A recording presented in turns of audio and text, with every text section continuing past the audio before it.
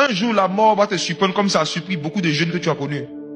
Un jour, tu vas partir, comme beaucoup de personnes que tu vois sur les réseaux sociaux.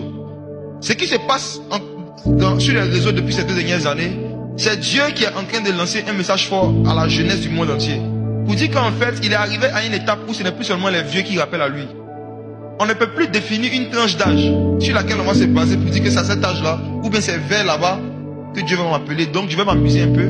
Et puis quand je vais arriver vers là-bas, je joue avec lui. Il y a certains jeunes qui ont fait ça, ils ont dormi, ils étaient en bonne santé, ils ne sont plus réveillés. Il y a d'autres qui ont eu un petit palu, ils ont dit au revoir à leurs amis, ils vont juste être hospitalisés 3 jours. Ils sont rentrés 3 jours, 1 semaine, 2 semaines, ils ne sont plus revenus. C'était parmi vous, il y a même certains de vos parents qui actuellement sont hospitalisés. D'autres sont malades. On leur avait parlé de Jésus. On leur avait prêché l'évangile. Ils ont fermé leur cœur. Et certains parmi eux pensent qu'ils vont sortir de l'hôpital. Et quand ils vont sortir, ils vont marcher avec Dieu. Mais beaucoup vont rester là-bas. Ce n'est pas tous ceux que vous connaissez qui vont terminer 2025 vivants.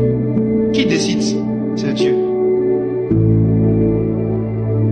La santé et la guérison ne sont pas des urgences pour Jésus.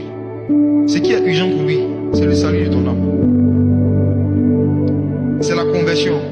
Que tu meurs en pleine forme ou que tu meurs malade, nos corps, nous tous vont aller dans la poussière.